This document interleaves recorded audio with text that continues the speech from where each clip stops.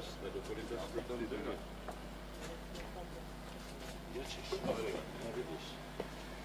Já věděl, že ty boty mě zradili. Takže pane Dolanský, kam mě zavedete? Teď jsem málem zakopl o kabel. Jo. Tak. A bude to zase s panem Železným tam do kamery. Jo, A kde máme pana Železného? Ten je tam ve vašem uchu. No v mém uchu zatím není nikdo. Jo.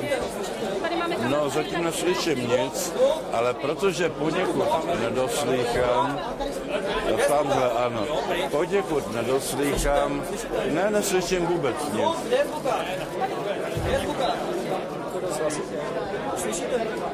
Málo, slabě, ať to zasílí, jo? Ať to zasílí. Strašně málo.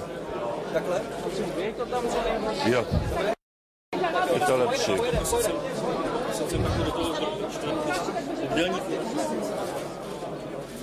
Tam do kamera.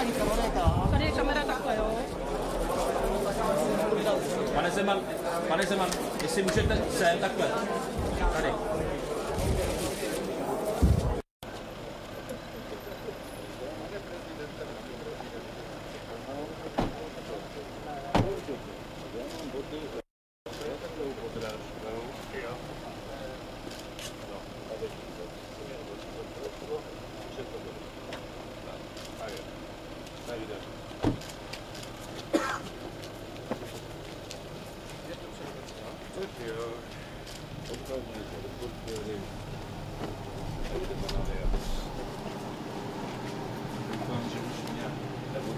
Teda naposledy a pak... Zítra něco je? Zítra v poledne ještě.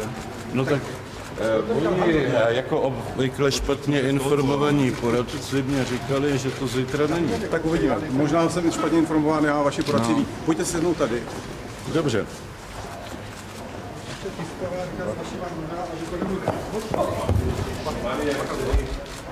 Zase kdybyste mě dali informaci o tom, že je tam schod, což jste mě nedali, tak bych málem, ale málem neupadnul.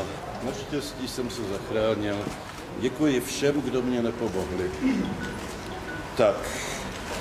Takže, pane řediteli, kde máme popelníček? Už jsem pro něj poslal. Málem jsem dopadl jako Fidel Castro. Viděli jste to video, jak takhle jde? No. Takhle spadne, jo?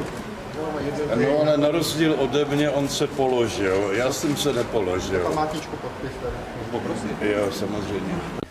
Výsledku přímé volby prezidenta dostává ten nově zvolený prezident ochranku. Už ji tedy máte? Já ani nemám tušení. Zjistil jsem pouze, když jsem k vám přicházel do studia, že jsem zakopnul na vašich schodech a nikdo z ochranky mě nezachránil, tedy musel jsem se zachránit sám.